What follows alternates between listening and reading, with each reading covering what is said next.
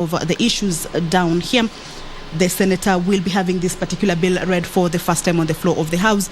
Two bills lined up for second reading. There is the County Vocational Education Training Bill and the Parliamentary Powers and Privileges Bill. And as you can see at the entrance of the Senate chambers, the Speaker of the Senate, Honorable Amason Jeffa Kingi, has stepped into the chambers. He will be presiding over this afternoon sitting. I will now hand you over for this live broadcast. My name is Kamche Menza. Good afternoon. Almighty God, we beseech you to behold with your abundant favor and blessings us, your servants whom you have been pleased to call to leadership positions in this republic. We seek guidance to treat and consider all matters that shall come under deliberation in so just and faithful a manner as to advance the peace, prosperity, and welfare of our country and of those whose interests you have committed to our charge. Amen.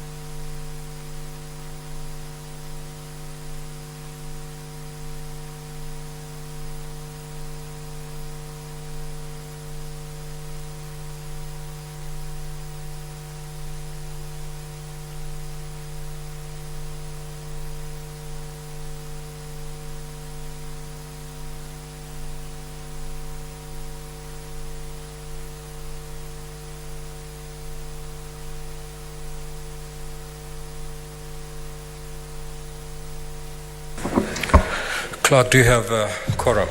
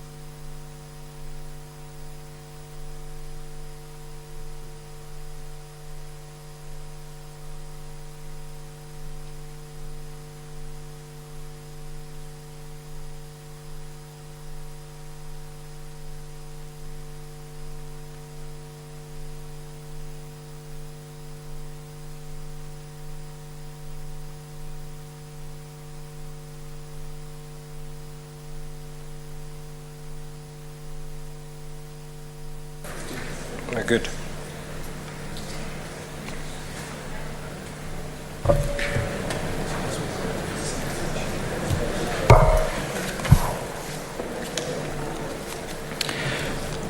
Order number 1, administration of oath. Order number 2, communication from the chair. Order number 3, messages. Order number 4, petitions.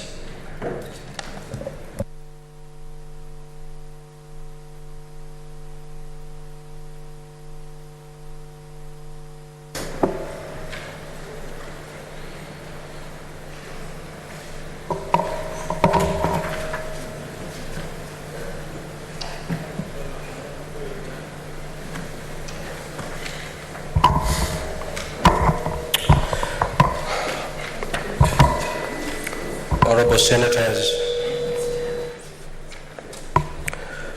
I hereby report to the Senate that a petition has been submitted to the Senate by Mr. Kimtai Kirui and other residents of Wasinigishu County concerning the First Choice Recruitment and Consultancy Agency. As you're aware, under Article 119(1) of the Constitution, and I quote, "Every person has a right to petition Parliament to consider any matter within its authority, including enacting, amending, or repealing any legislation."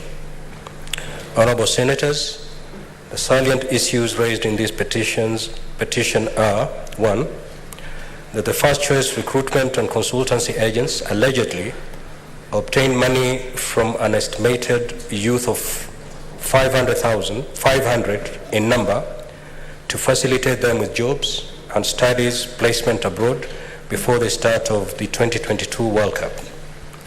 2, that the agency failed to facilitate the said jobs and studies placement, leaving the youth and their families wallowing in poverty, having committed all they had to the agency in the hope of securing employment. And C, that the victims of these devious acts and the part of the First Choice have made efforts to seek redress through security agencies such as the police and the county commissioner, which have borne no fruit. Instead, they've been profiled, threatened, and intimidated.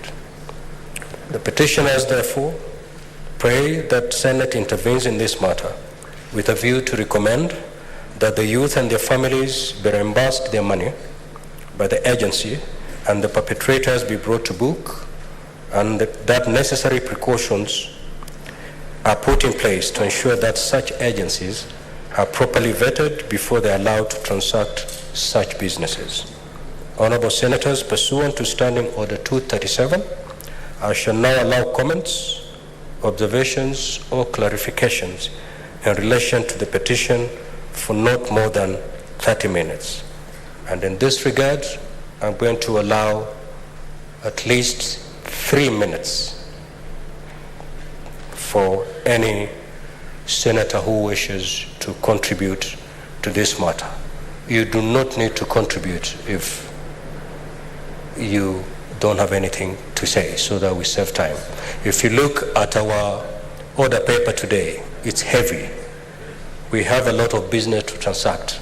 So the less we spend time on any agenda item, the better, so that we can be able to prosecute the entire business contained in today's order paper. Thank you. Yes, majority. Mr. Speaker, I beg your indulgence. I know Standing Order number 237 permits you to allow comments, observations, or clarifications in relation to a petition presented and reported, and such total time shall not exceed 30 minutes. But it doesn't expressly provide in a situation such as today where you have more than one petition. So in such instances, as per the Standing Order, Mr. Speaker, we refer back to Standing Order number 1, which gives you the authority to guide the House on how to transact any particular business. The request that I want to make to you, Mr. Speaker, is that in light of the fact that on the order paper there is another petition, perhaps you could allow for it to be read, then now allow all of us to make comments, because in the form and text of Standing Order number 237, it's general comments that you're making about petitions generally, so that members can speak to either of the petition. Otherwise, the reverse will be that we spend 30 minutes on the first and 30 minutes on the second. So I beg your indulgence, Mr. Speaker, if you may permit. Thank you. Very well, Majority Leader. Indeed, I'm going to call upon Senator Joseph Kithuku Kamau to present his petition, and thereafter we are going to make comments on both petitions within half an hour. Proceed, Senator.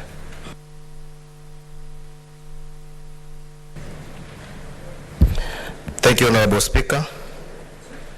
Petition to the Senate by Mr. James Gakonga and other residents of Lamu, Baringo, Nairobi City, and Kiambu counties concerning Leader Soka, tapping into 302 billion football economy.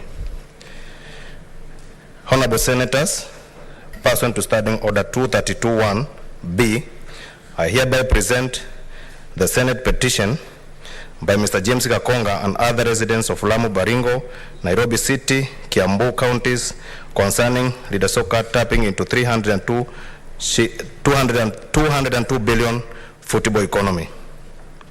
As you are aware, under Article 119(1) of the Constitution, and I quote, every person has a right to petition Parliament to consider any matter within its authority, including enacting, amending, or repealing any legislation. Honorable Senators, the salient issue raised in these petitions are: A, that the Kenya enjoys a well-deserved reputation as a sporting nation. However, this reputation is not reflected in the football sector. B, that the football administration in Kenya has been marred by corruption, maladministration, and lack of accountability, which have negatively impacted on the industry, leaving the football players and other public without hope with the sector. C, that many youth talented as football players have opted to move to other countries in search of opportunities to play professional football, and thus the transformation of the sector would be quite beneficial to many youths seeking to establish themselves in professional football, and in turn, the football economy will be boosted. D, that the adoption of Linda Soccer, tapping into 302 billion shillings, football economy presents a good opportunity to restore the sector and transform Kenya football and the football economy as a whole. And E, that the petition have made efforts to have this matter addressed by the Ministry of Sports, Culture and Heritage, all of which have not been successful. Number 4, Mr. Speaker, the petition therefore prays that the Senator intervenes in this matter with a view of introducing a legislation on sports management, administration, and governance, which will address such matters in sports, including football, and also propose for allocation of more resources to sports to the counties, which will enable county governments invest in its sport development. Thank you, Mr. Speaker.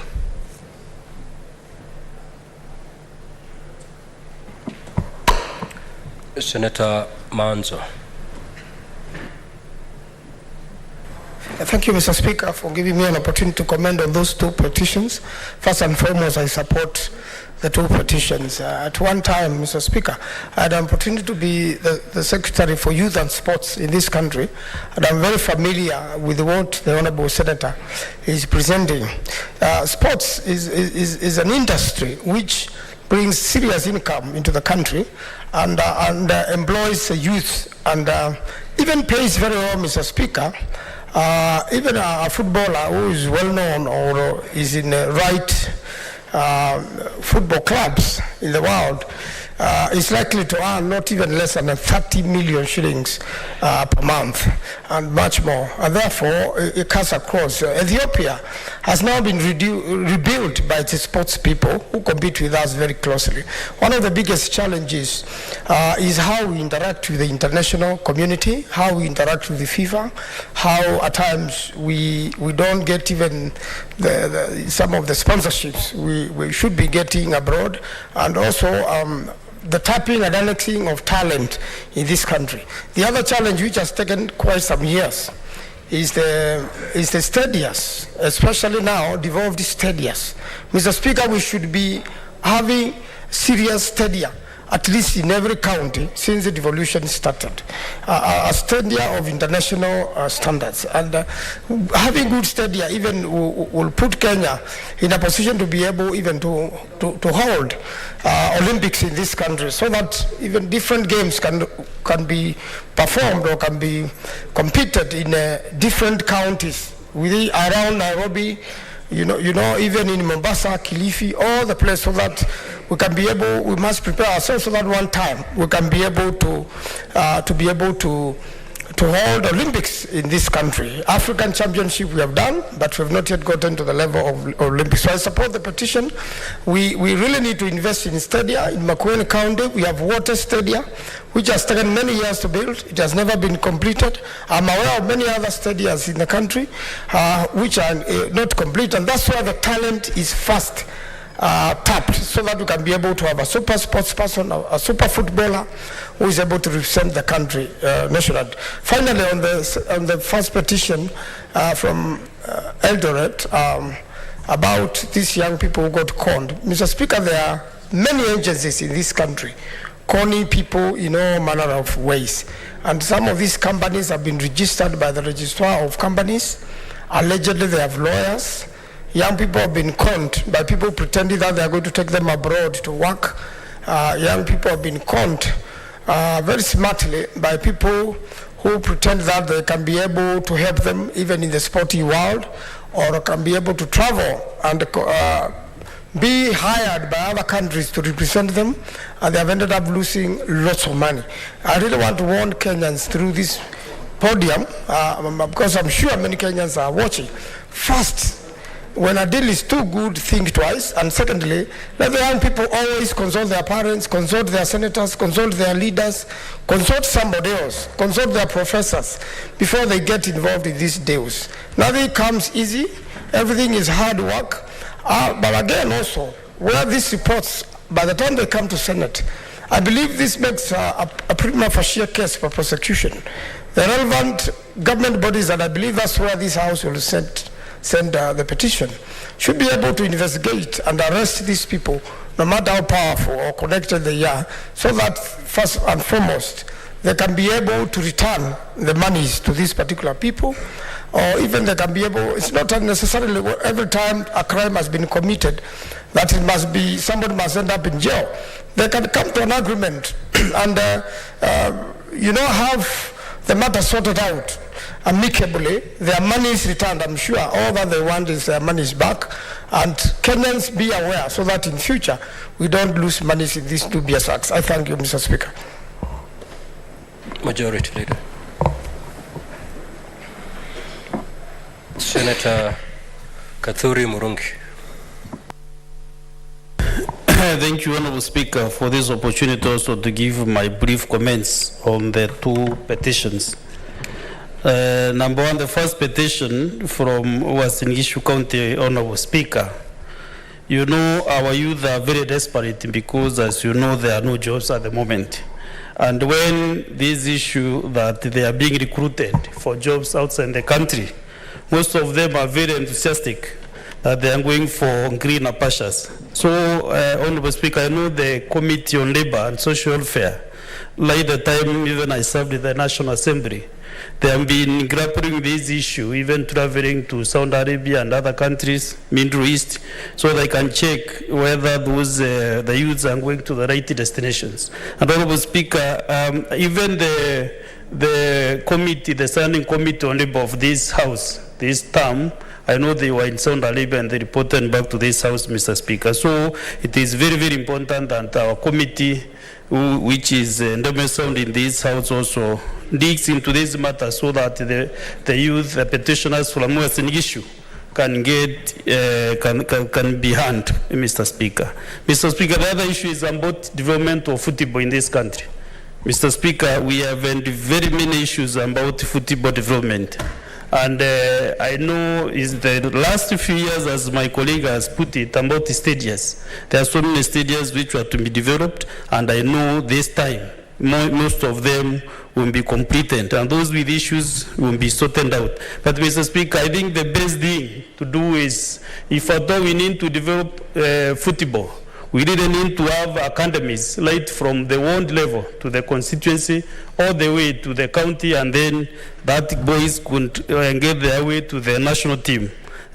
So many attempts, so many motions have been passed in these two houses, the National Assembly and the Senate. pertaining this issue of development of sports academies in the constituencies and in the counties. Mr. Speaker, I think we didn't need to move, but I'm happy this time the Ministry of Sports and the Kenya Kwanza government have started, they are planning a tournament right from the world level. Not only the tournament, I urge them to go and scout the best footballers right from the local level, so that those in the world can get a team at the constituency level, and then from the constituency we develop very strong county teams. The 47 counties, if we have very strong teams, definitely we can get 22 players to play in the national team. I'm happy that most senators, even sitting in this house, are really keen on the development of sports. My colleague here, the majority leader, I know he has always, every year, he has a tournament, which I want to work with him closely also to domicile the same tournament in Meru County, because I've been doing it at the constituency level. But now I want to go to the county. So my colleague, I will come to you, I will send my team to Kericho County for benchmarking, so that we can still, as the national government is trying to do whatever they are doing, also as leaders, we can also chip in a small way. Thank you, Honorable Speaker.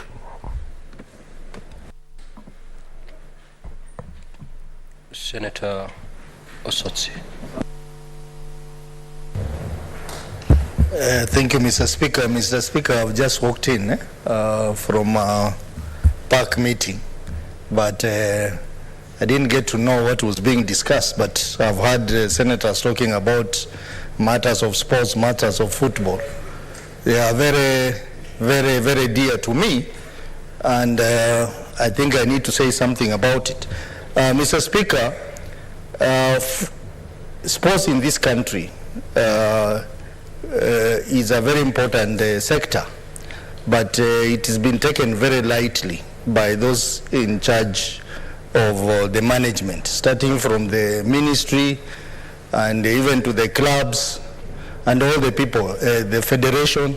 I think a lot needs to be done, because we have a lot of talent, especially in the western region where I come from. Senator Halware will tell you that in Kakamega, schools like Kakamega High School, Musingo High School, and now there are many others which have come up, are actually factories for producing good footballers. And the government needs to invest more in programs to nurture more footballers, more sportsmen. Because when we have all these people going out of the country and getting that big money, playing for the big leagues, then that money comes to empower our societies.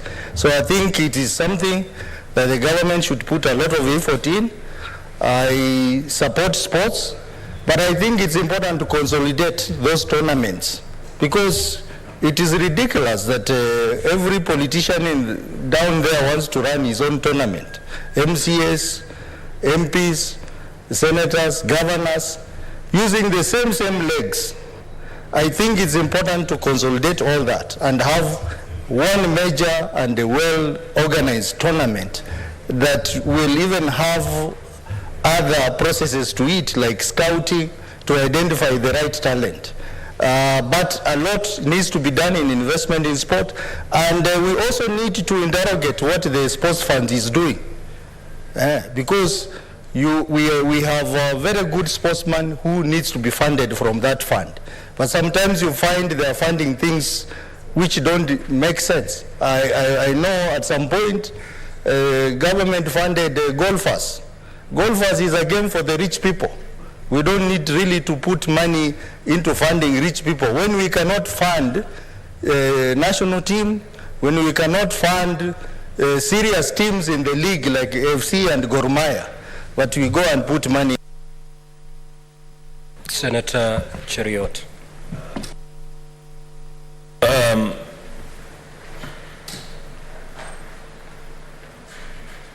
Thank you, Mr. Speaker. I rise to support both petitions.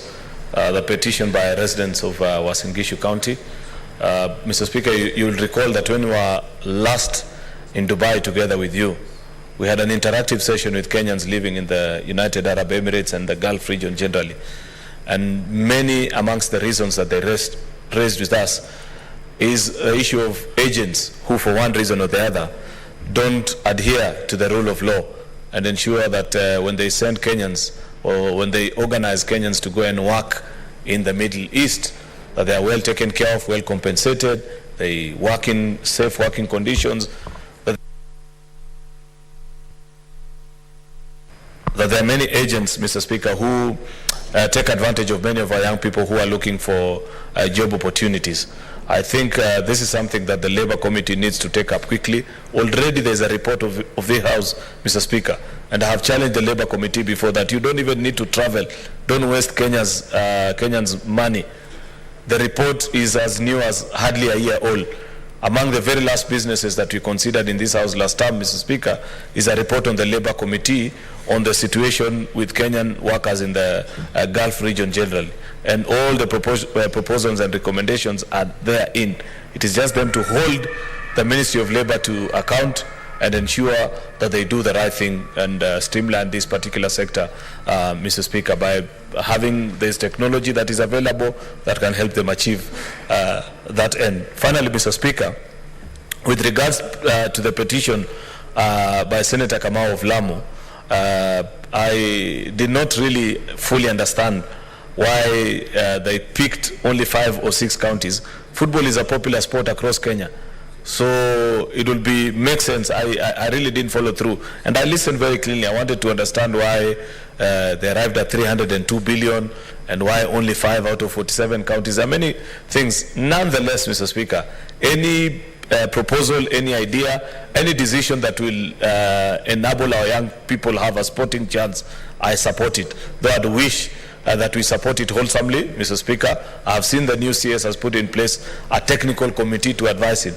I don't know, I have mixed feelings. I don't want to speak a lot about it, but I think that which we need more than anything before even technical advice, Mr. Speaker, is to pool resources, ensure that our sporting teams and facilities are properly facilitated in terms of resources to do the right thing. It's a shame, Mr. Speaker, that as we speak today, Kenya does not have a single stadium that can host an international match.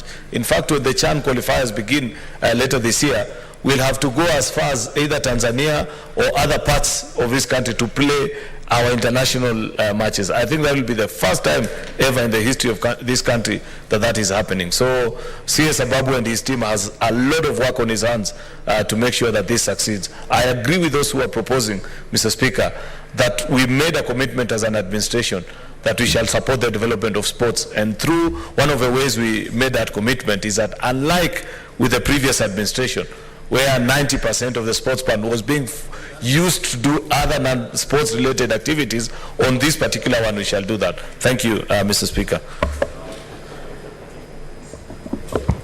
Senator Boni. Thank you, Mr. Speaker. Mr. Speaker, I rise to support both petitions, and I wish to speak to the petition from the Senator of Lamu. Mr. Speaker, we are not serious about our resources.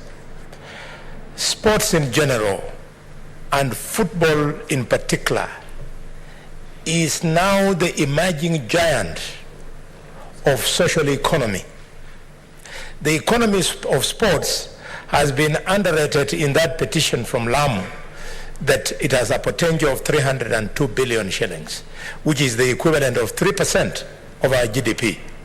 Mr. Speaker, to my mind, if you were to compute that 302 that you would attract locally and factor in, Mr. Speaker, what the same players once exported to the international market in Germany, in China, in the UK, and in Spain, and to a small extent in South America, you would hit almost 800 to 900 billion shillings per year.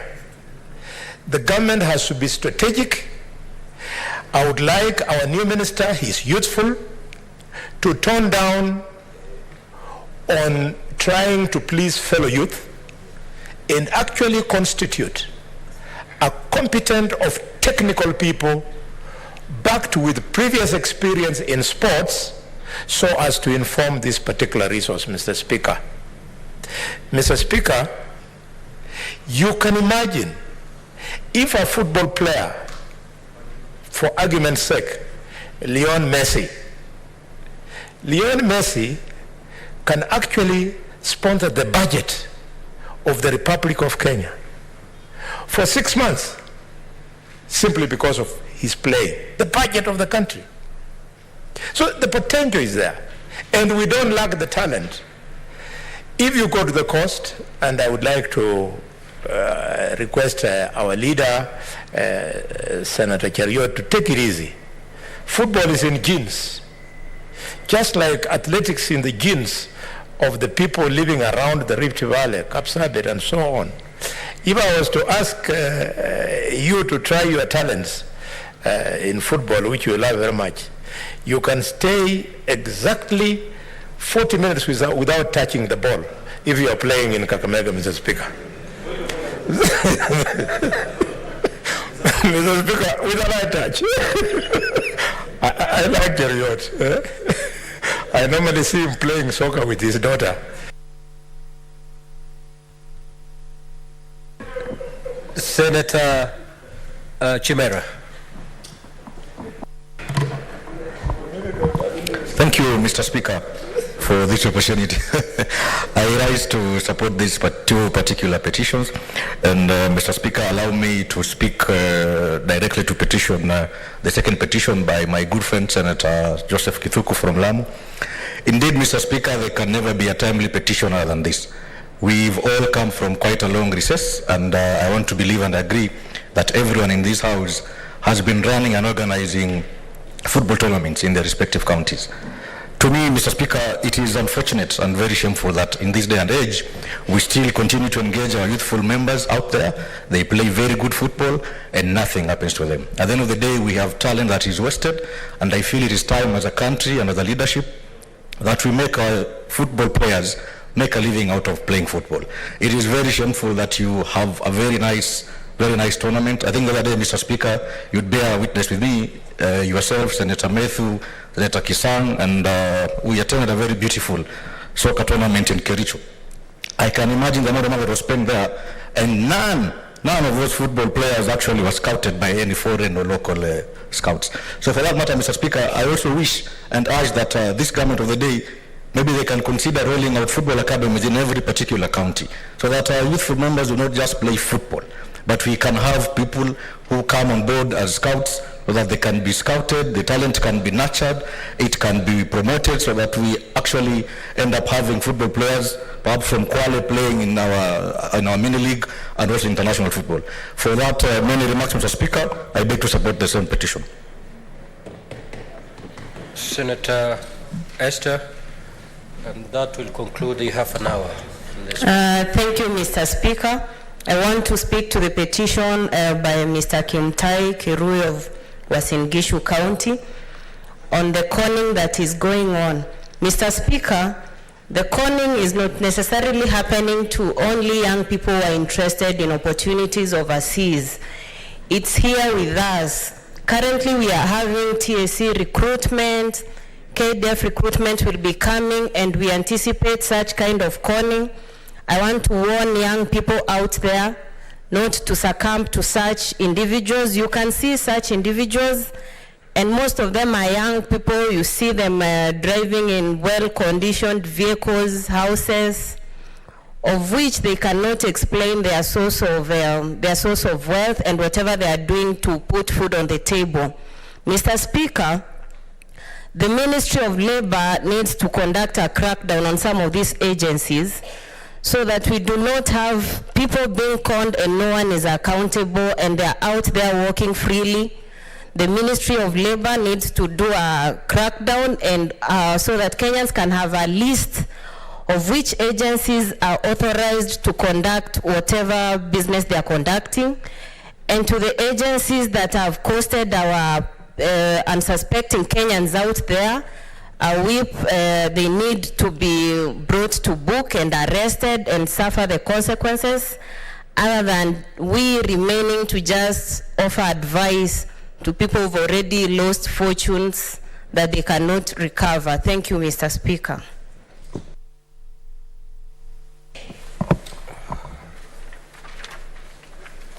Majority Leader, kindly take a seat.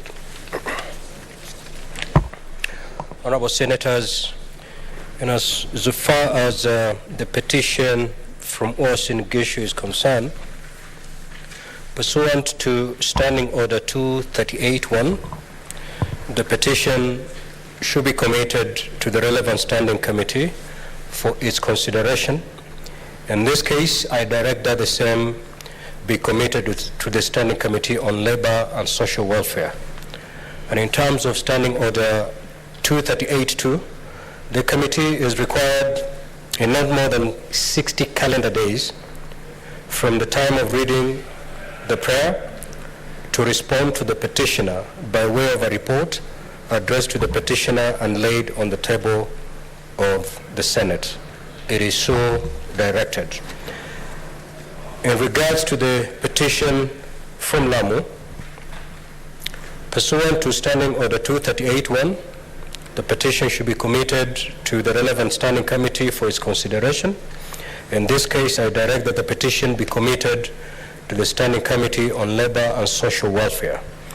In terms of Standing Order 238-2, the committee is required in not more than 60 calendar days from the time of reading the prayer to respond to the petitioner by way of a report addressed to the petitioner and laid on the table of the Senate. It is so directed.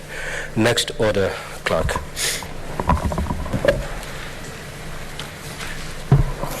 Order number 5, papers. Majority Leader.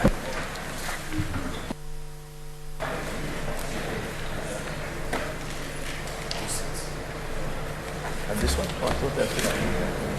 Oh, jailer. Okay.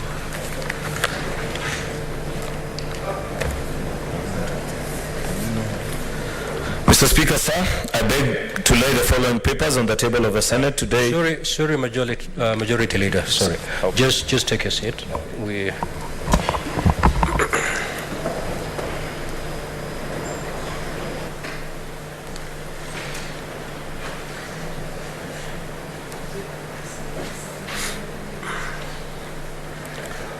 Honourable Senators, I have a communication to make. I would like to acknowledge the presence in the Speaker's Gallery this afternoon, a visiting delegation from the County Assembly of Busia.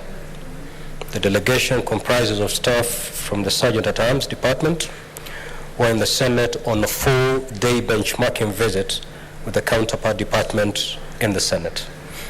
Honourable Senators, I request each member of the delegation to stand when called out so that you may be acknowledged in the Senate tradition. 1, Mr. Christopher Abele Siandanya is the Chief Sergeant-at-Arms. Thank you. 2, Mr. Grison Wanyama Kayone, a Commissioner. Mr. Wilberforce Wanyama. Mr. William Nzai. Mr. Wilberforce Obola. Mr. Onesimus Michael Eroni. Mr. Shadrach Felix Okenda. On behalf of the Senate and on my own behalf, I extend a warm welcome to them and wish you a fruitful visit in the Senate. I will allow the Majority Leader to say a word of welcome and thereafter proceed to lay the papers. Thank you. Thank you, Mr. Speaker. Mr. Speaker, a word of welcome to the visiting delegation from Busia County Assembly. I hope they get to interact very well with our Sergeant-at-Arms Department and any other department that they may find relevant to their study as they visit our house, Mr. Speaker. I hope they get and make the best use of their time with us here, learn from the best, like I've said many times before, and I speak from a position of authority, Mr. Speaker. that you will struggle to find the kind of competence that we have in the Parliament of Kenya. So take advantage. Their visit, Mr. Speaker, wouldn't have come, though, at a sad time in terms of our interactions with the people of Busia, when we are mourning that our colleague and member of staff, one Mr. Wellington Namenge, whereas they travel back home, let them take back a message of condolence from us as a Senate, knowing that this gentleman served us with tremendous courage and zeal as a Senate, actually, Mr. Speaker, and Parliament generally. So most welcome to the team from Busia. Having said that, Mr. Speaker, I beg now to move to the next business. I beg to lay the following papers on the table of the Senate today, 15th of February, 2023. Number 1, the 2023 Budget Policy Statement. 2, the Draft Division of Revenue Bill. 3, the Draft County Allocation of Revenue Bill 2023. 4, the Draft County Additional Allocation Bill 2023. 5, the Medium-Term Debt Management Strategy. Mr. Speaker, I beg to lay another set. Mr. Speaker, I beg to lay the following papers on the table of Senate today, 15th February 2023. The East African the East African Legislative Assembly Annual Legislative Calendar for financial year 2022-2023, January to June. The budget 2, the Budget Review Outlook Paper for financial year 23-24 and medium-term budget. 3, the Commission on Revenue Allocation recommendation on the county government's recurrent expenditure budget ceiling for county assemblies and county executive for financial year 2023-2024. 4, the Commission on Revenue Allocation recommendation on the basis of equitable sharing of revenue between the national and county governments for the financial year 2023 and 2024. 5, the report of the Controller of Budget on county government budget implementation review for the first quarter of the financial year 2022-2023. 6, the report of the Controller of Budget on the annual county government's budget implementation review for the financial year of 2021-2022. 7, report of the Controller of Budget on the national government budget implementation review for the first quarter of the financial year 2022 and 2023. 8, the report of the Controller of Budget on the annual national government budget implementation review for financial year 2021-2022. 9, the biannual report of the Commission on the Administrative of Justice, CAJ, for the period January to June 2022. 10, report of the Commission on Administrative of Justice, Election Monitoring and Observation, 2022. 11, the annual corporate report of the Auditor General for financial year 2021-2022. 12, the report of the Public Service Commission on the status of compliance of the values and principle in the articles of Chapter 10 and 232 of the Constitution for the financial year 2021-2022. 13, report of the Auditor General on the Kakamega County Small Scale Development Fund for the year ended 30th June 2022. 14, the Senate calendar for the second session of the 13th Parliament. Mr. Speaker, I beg to lay. Thank you.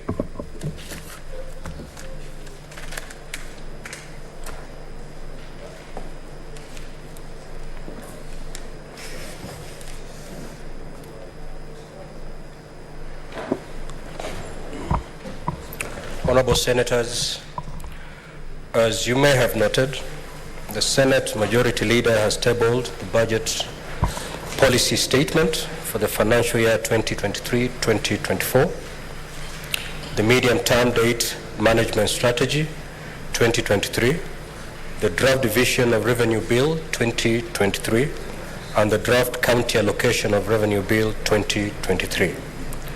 Section 25 of the Public Finance Management Act and Standing Order 180 of the Senate requires the National Treasury to prepare and submit the Budget Policy Statement to Parliament by 15th of February each year.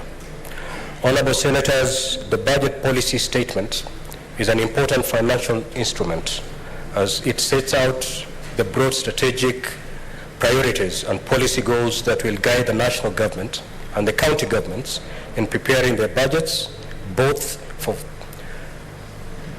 the following financial year and over the medium term. It contains, among other things, 1, an assessment of the current state of the economy and the financial outlook over the medium term, including the macroeconomic focus. 2, the financial outlook with respect to government revenues, expenditures and borrowing for the next financial year and over the medium term. 3, the proposed expenditure limits for the national government, including those of Parliament and the judiciary, and indicative transfers to the county governments. And 4, the fiscal responsibility principles and financial objectives over the medium term, including limits on total annual debt. And lastly, the proposed division of revenue, including proposed additional allocations, if any. In a nutshell, it means that any proposal the senators have regarding the budget policy statement, division of revenue bill, and the county allocation of revenue bill, including funds for additional allocations to the counties, the financing structure thereof, among other recommendations, should be canvassed and forwarded to the Cabinet Secretary for the National Treasury for consideration when finalizing the budget for the relevant financial year. This is a requirement pursuant to Section 25(8) of the Public Finance Management Act and Standing Order 186-9 of the Senate. Honorable Senators, Section 25(7) of the Public Finance Management Act provides as follows. Parliament shall, not later than 14 days after the budget policy statement is submitted to Parliament, table and discuss a report containing its recommendations and pass a resolutions to adopt it with or without amendments. Further, Standing Order 186-4 states that upon being laid before the Senate, the budget policy statement shall be committed to each standing committee to consider and submit its recommendations to the Standing Committee on Finance and Budget within 7 days. Pursuant to Standing Order 186-5, the Standing Committee on Finance and Budget shall within 12 days following the tabling of the budget policy statement, consider the budget policy statement and the recommendations received under paragraph 4 and table a report for consideration in accordance with Section 25(7) of the Public Finance Management Act. Appreciating the importance of the budget policy statement and the above timelines, I direct that the budget policy statement be considered by all standing committees, each concentrating on its mandate, highlighting any policy and financial recommendations thereof. These recommendations must be forwarded to the Standing Committee on Finance and Budget on or before Wednesday, 22nd February 2023. In order to assist the standing committees to unpackage the contents of the budget policy statement, the Standing Committee on Finance and Budget has organized a breakfast meeting for all senators on Tuesday, 21st February 2023 at 7:30 a.m. in the Senate chamber. The Standing Committee on Finance and Budget will be required to consider the recommendation from the other standing committees, as well as consult the institutions referred to under Standing Order 186-6 in finalizing its report on the budget policy statement. The Standing Committee will be required to table its report on or before 28th February 2023. For the avoidance of doubt, the above processes must be carried out within the 12 days window for consideration of the budget policy statement. Honorable Senators, in conclusion, I urge you all to prioritize the scrutiny of the budget policy statement, taking into consideration our most important function of safeguarding devolution. I thank you, Honorable Senators. Next order.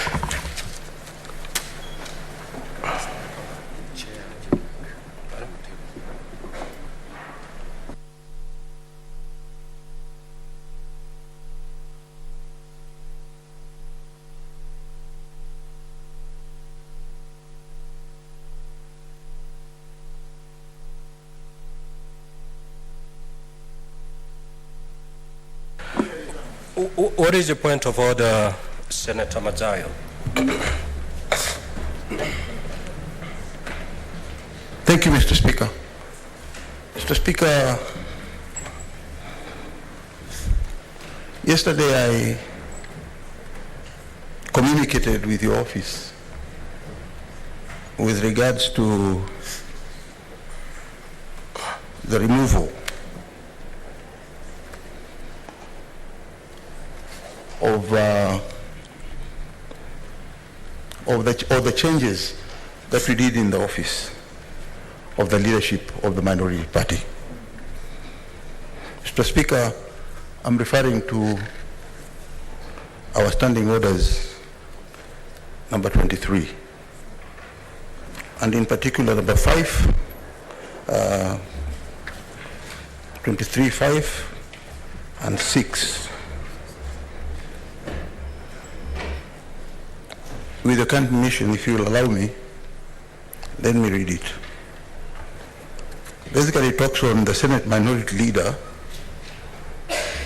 Deputy Senate Minority Leader, Senate Minority Whip, and the Deputy Senate Minority Whip.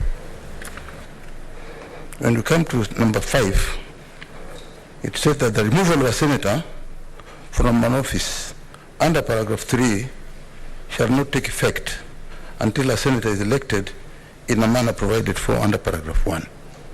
And therefore, coming to number 6, it says, upon a decision being made by the minority party under this standing order, the decision of the party shall be communicated to the Speaker, which I did in writing, together with the minutes of the meeting at which the decision was made, which I did.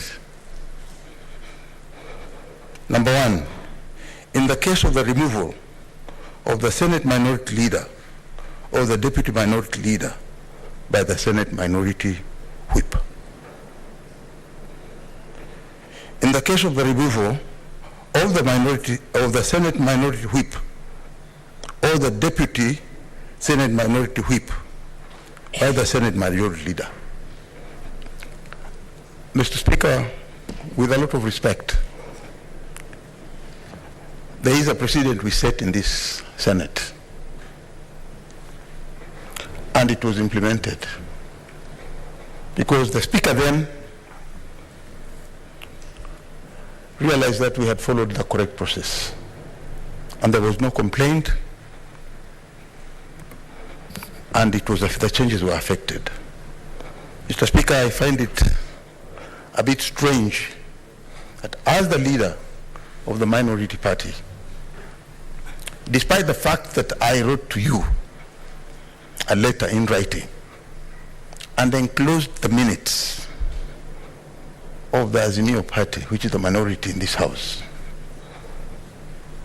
you have decided not to effect the letter or to communicate to the House.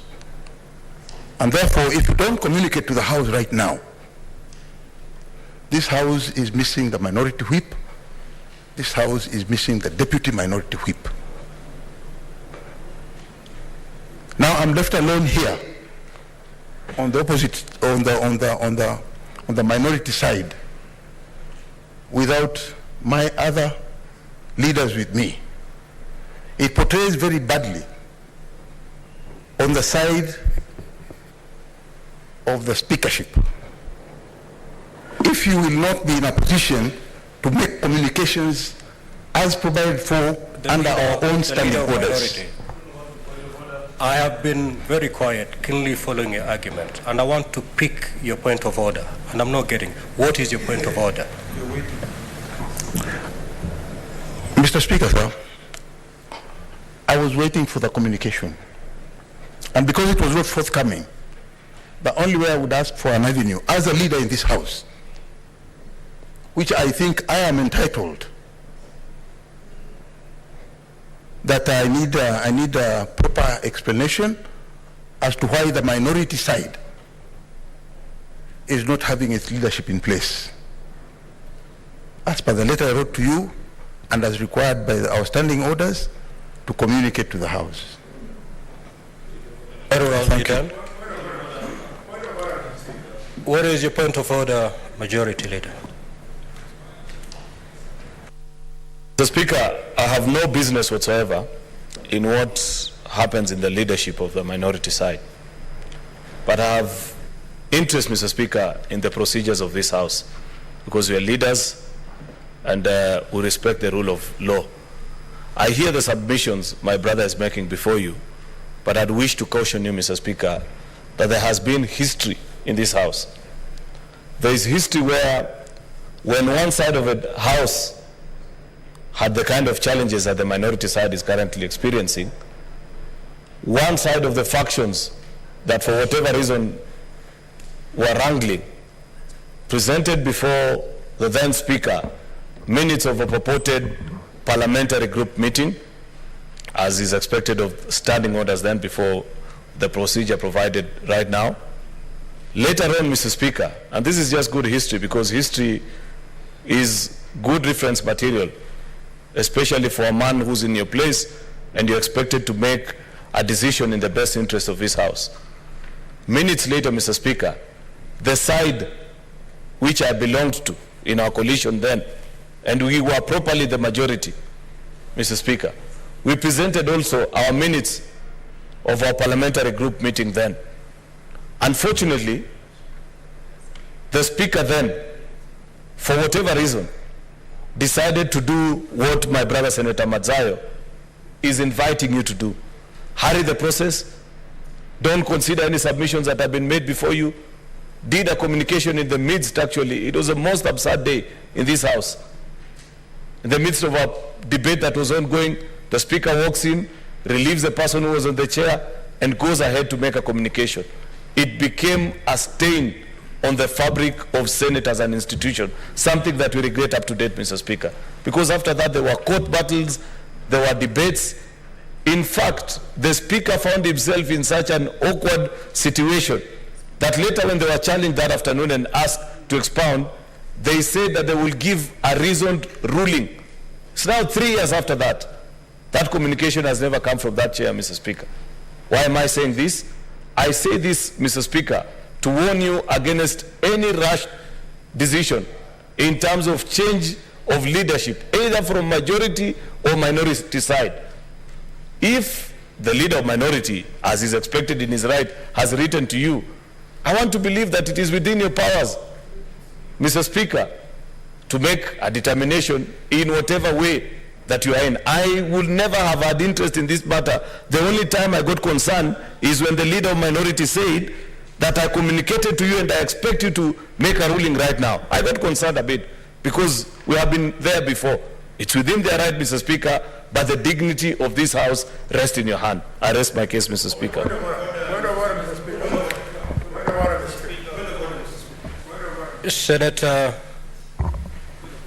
Senator Ledama, what is your point of order?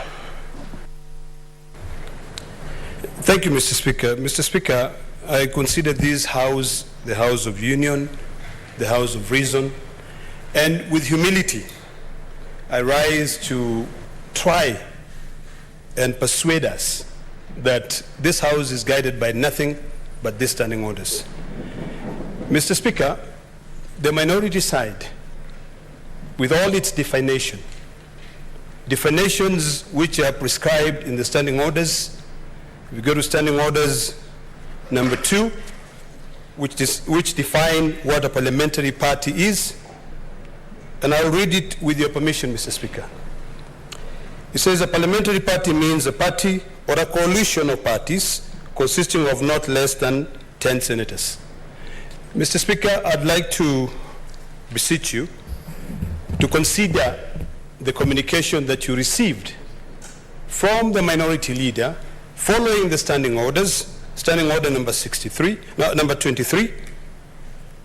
and particularly standing order number 23.6, where it says, and I will repeat, it says, upon a decision being made by a minority party under the standing order, a decision of the party shall be communicated to the Speaker in writing, together with minutes of the meeting at which the decision was made.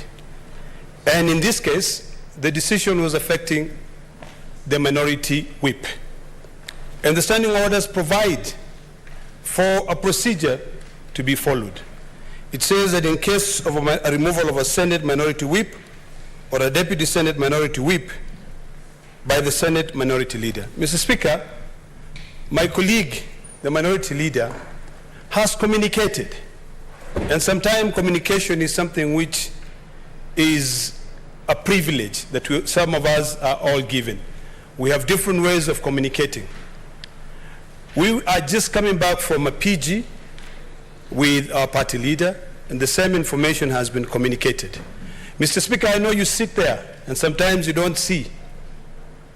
You know, a very good point in case was yesterday, when you could not be able to see what was going on until it was pointed out by some of us. So today, Mr. Speaker, the minority side has communicated to you. It will be prudent for you to communicate to us, because the minority leader has advised us, and whose advice we believe to be true, that yesterday at the House business, he submitted the communication. And he had actually even pleaded with the majority side to allow, to hold their changes that I think have taken effect already or will be taking effect today, to a point when the minority side will also be submitting their changes. So when we came back and we approached the chair to try to find out whether the communication was done, we realized that it has not been done. So I want to request you, Mr. Speaker, to take into effect the communication given by the minority side as per the standing order. And if you want us to give you time, it will be you, Mr. Speaker, because you're the one who sits in that desk, we sit on this side, to advise us on when we can expect the communication, so that when we go back to our PG, we can be able then to be able to communicate. I do not have a problem with my colleagues from the other side of the aisle weighing into this matter. The history given by my colleague is important, but I think that history also guided the amendments of these standing orders. So, Mr. Speaker, I want to rest my case there and request that you consider the argument made by my brother, the minority leader, to effect the changes as per the wishes of the minority party. I thank you, Mr. Speaker. Senator Abdul, what is your point of order?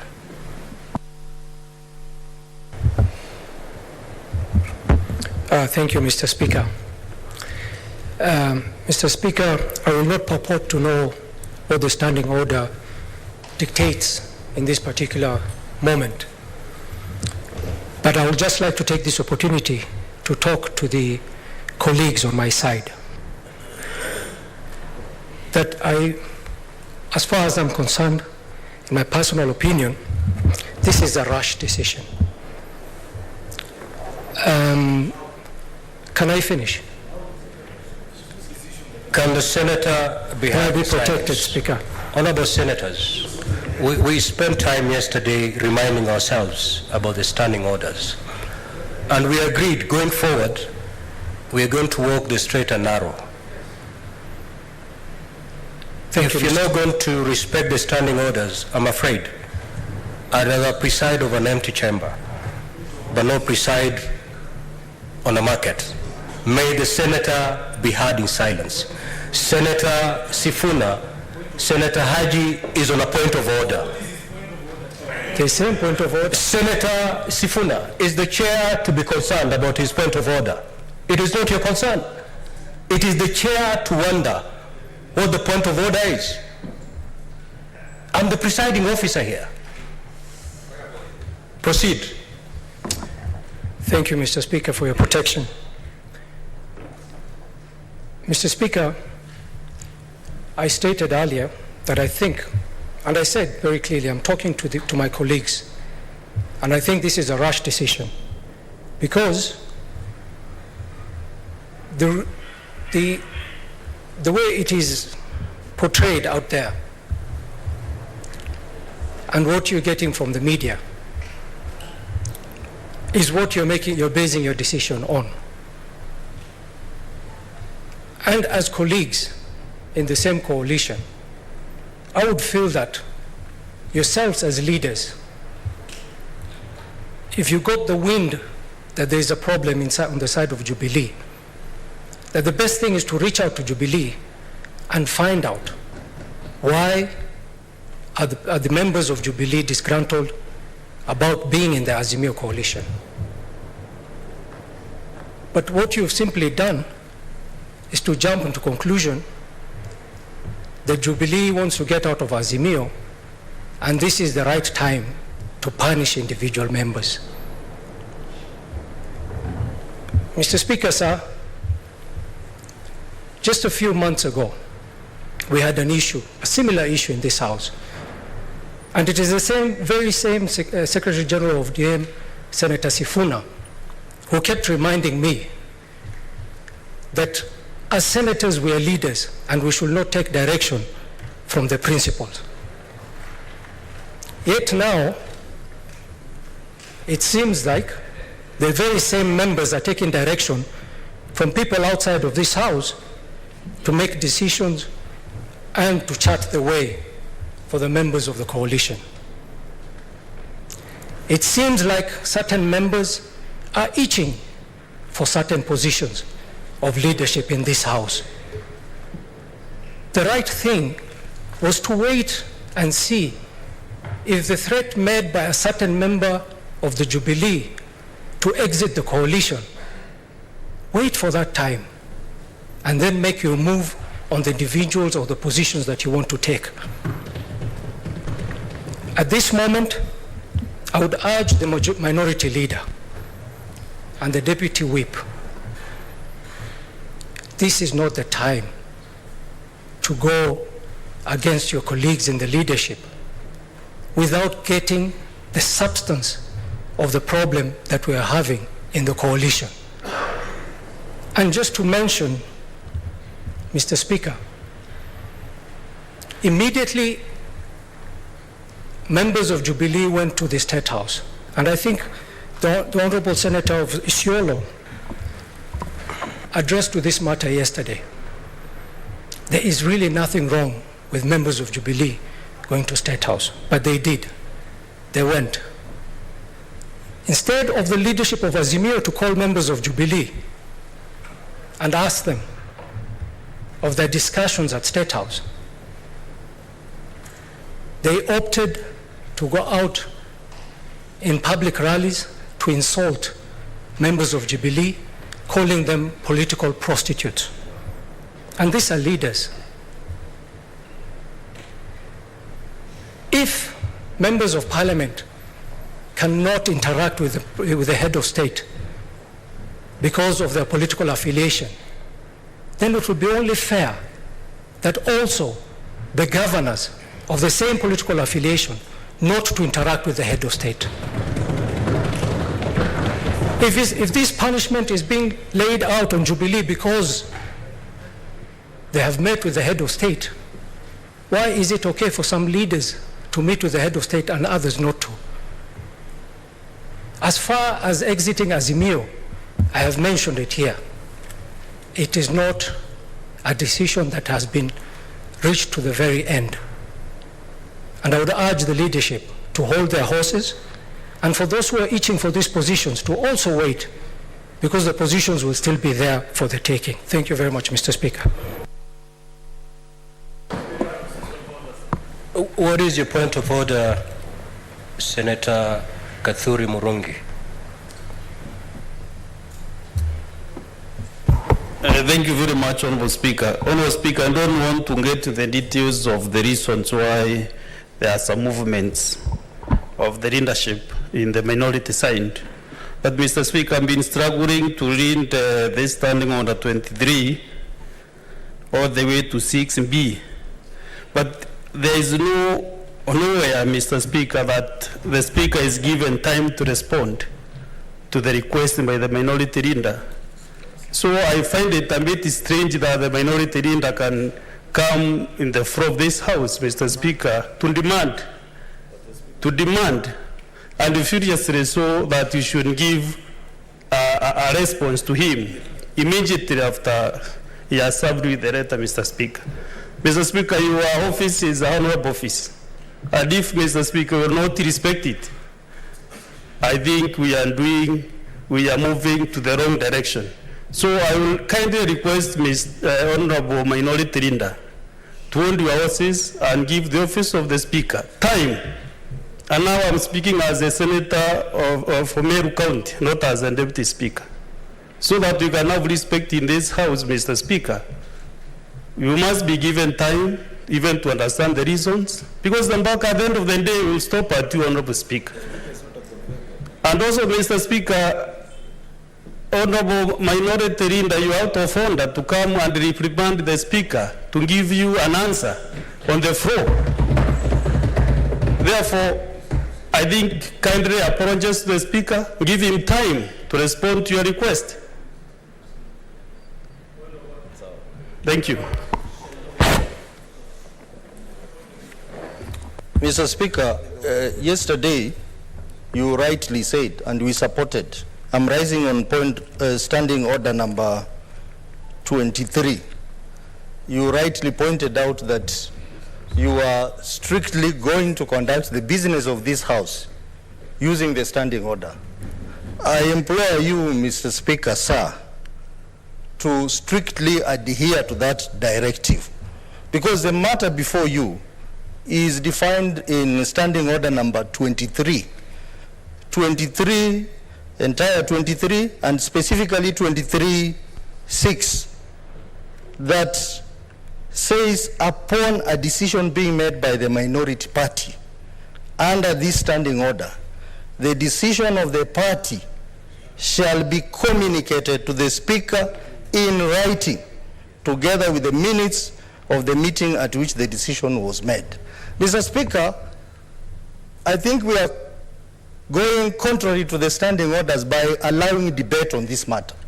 It is simply a communication to you, and you verify the documentation and the particulars that have been given to you and communicate to the House. It is out of order for senators to debate this matter. That the standing orders is very clearly, it just requires a communication. Secondly, Mr. Speaker, don't be invited to be a judge on a matter that involves a political party. We have had rulings. When I was in the National Assembly, this matter came up, we had a ruling. In the last Senate, this matter came up with a ruling. And the Speaker clearly pronounced himself that he is not a judge in a matter of a political party. You simply communicate the communication that has been made to you by the respective party. So, Mr. Speaker, based on your pronouncement yesterday, we would want to urge you to strictly adhere to the provisions of the standing order. Thank you.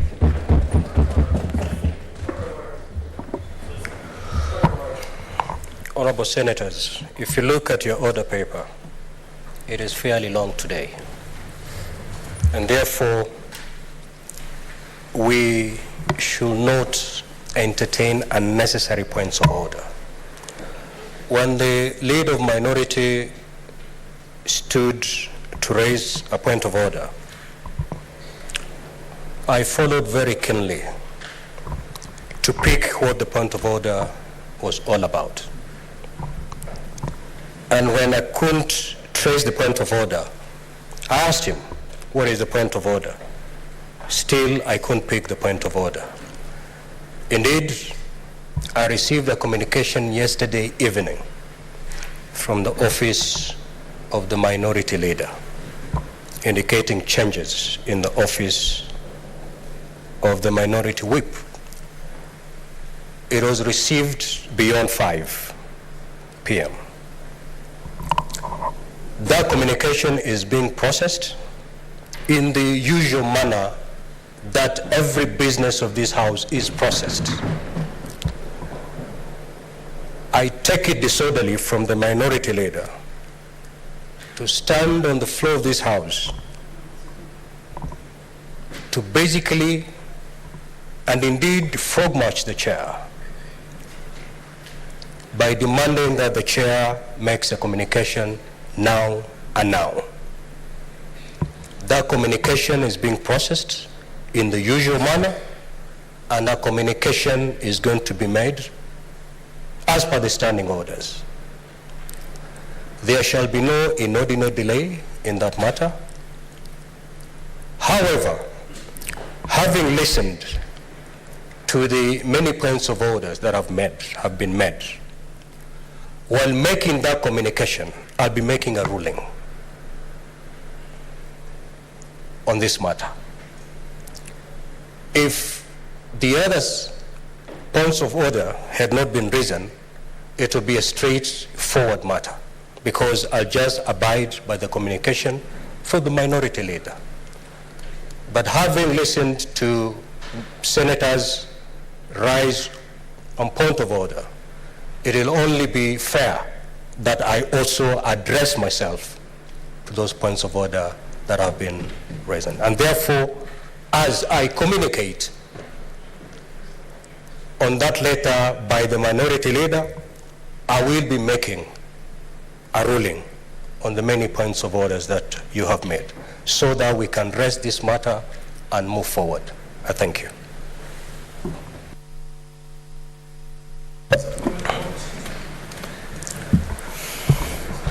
Order number 6, notice of motion.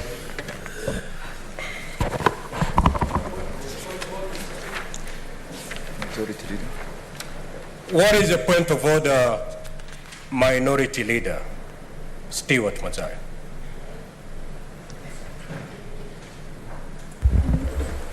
Mr. Speaker, as I stated, and I know you have made a ruling on this matter, on what has been stated here as in a form of a debate with regards to the letter that I've written to you. But Mr. Speaker, I only want to pray and hope that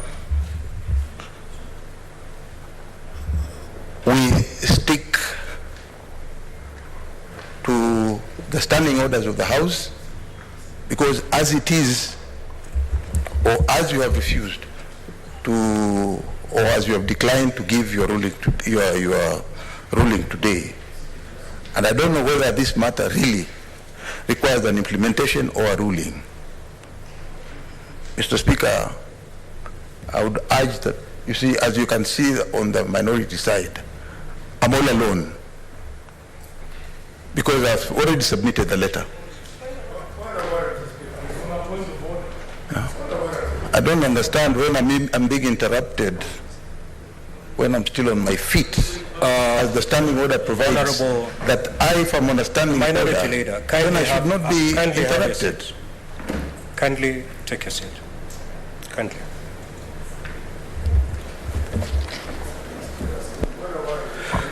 Honorable Senators, please take time to read your standing orders. Please. If you do that, we're going to have minimal interactions. Minimal interjections as we prosecute business before this House. When the chair makes a ruling, you don't revisit that matter. It's here. I allowed the minority leader to stand on a point of order, hoping that he's going to pick on a different matter that I've not ruled on. I've already ruled on that matter. If you're to rise on a point of order, it must be on a very different subject, not on that particular matter. That matter rests until the chair gives its ruling. Thank you. Next order.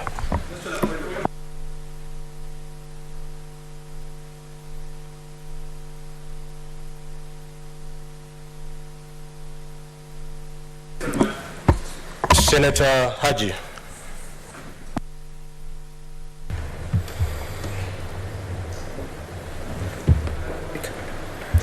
Thank you, Mr. Speaker. On a different matter, Mr. Speaker, I know you have ruled on the previous matter. I would just like also to inform the House that Jubilee, as a party, has equally written a letter regarding this matter. So, Mr. Speaker, sir, I would also ask your good office to make a ruling, having looked at both letters from the coalition. Thank you, Mr. Speaker. Senator Haji. Honorable Senators, maybe I switch to Kiswahili That way we may make progress. Waheshimiwa senators, maseneta wa bunge la seneti, nataka niwasihi, tafadhalini tusome kanuni zinazoendesha ratiba ya bunge la seneti. Tukifanya hivyo, shughuli yetu ya bunge itakuwa rahisi sana. Bunge hili lina sheria zake. Hata tupitie shida aina gani, shida ile ina sheria zake ambayo imewekwa hapa wazi. Nimewasikiliza wale ambao wameinuka kwa hoja za nidhamu. Baada ya kuwasikiliza, nikasema kwamba nitatoa uamuzi wangu, na nikasema kwamba ikiwa una jambo ambalo linagusia lile swala ambalo tayari tumelizungumzia katika hoja zenu za nidhamu, hakuna haja kuinuka na kulizungumzia tena. Seneta Haji, unayozungumza ni yale yale ambayo tumezungumza. Kwa hivyo umekiuka nidhamu. Tafadhalini, mambo ya barua iliyoandikwa ni kiongozi walio wachache nimezungumzia hapa. Mambo ya barua ambayo imeandikwa, ile ambayo Seneta Haji amezungumzia, pia iko mezani mwangu. Wakati natoa uamuzi, hayo yote tutayaweka bayana, na nikasema kwamba hatutachelewa. Ni kweli kwamba upande wa walio wachache wanasema kwamba wanahamu kwamba jambo hili tulitatue, twende mbele. Mimi nataka niwapatie hakikisho wale walio upande wa walio wachache kwamba hakutakuwa kamwe kuchukua wakati ili kutatua jambo hili. Uamuzi wangu utakuja kwa haraka, na sidhani kwamba tutachelewesha haki yenu. Kwa hivyo tafadhalini, hii mada ambayo tumezungumzia tuiache pale na mpatie fursa ili nilete uamuzi, na uamuzi wangu sitauchelewesha. Asanteni.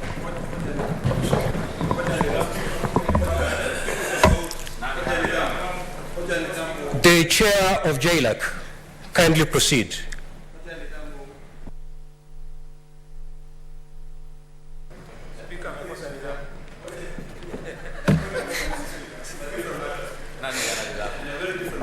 Mr. Speaker, sir,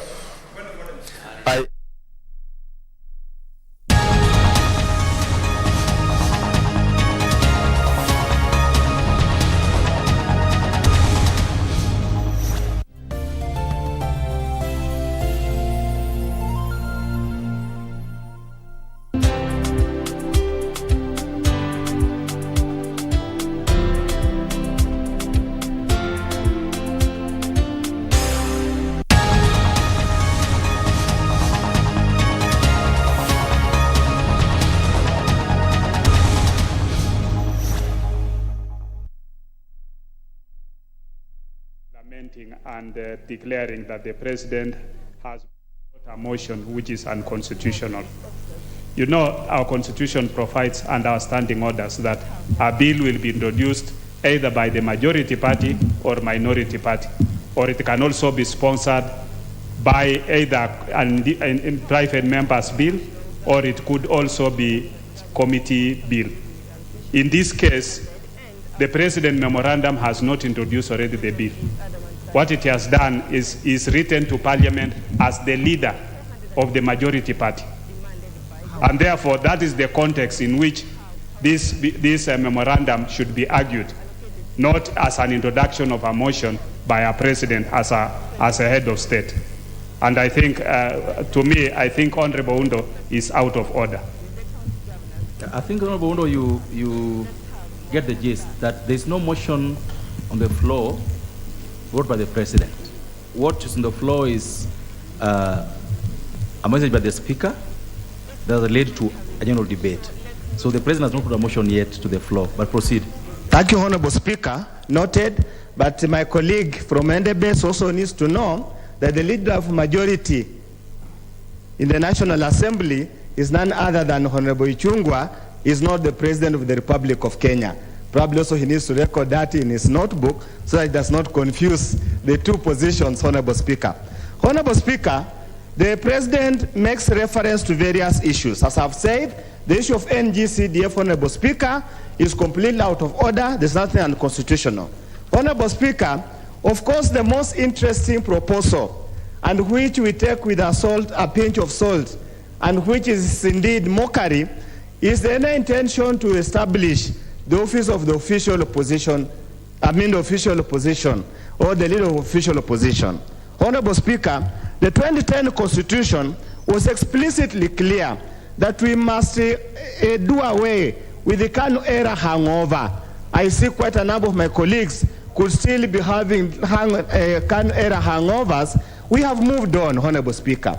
We have adopted a presidential system where Parliament takes up the role, indeed, of checking and oversighting the national government. That we cannot abrogate. If we leave it, we have lost it. We need to blame ourselves, Honorable Speaker. Honorable Speaker, as I conclude, because time has run out, is the issue of the ministers or cabinet secretaries coming to the floor of the House.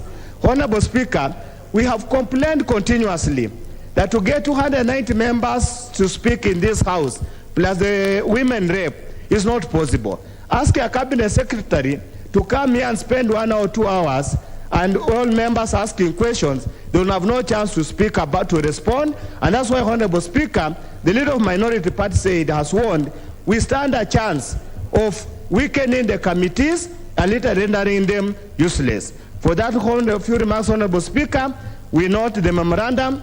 It's just cosmetic. It has got no value to the records of the House. Thank you.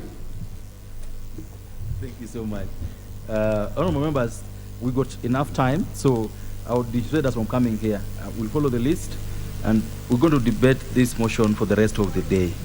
So everyone will have a chance to speak on the motion. This chance then goes to the Honorable Baya. Thank you very much, Honorable Speaker, for giving me an opportunity to discuss the general debate. Honorable Speaker, from the onset, I would like to tell the Honorable Oundo. You see, when the debate is introduced, he had an opportunity to rise on his seat on a point of order to request the Speaker to give a ruling on the constitutionality of this debate. At that particular point,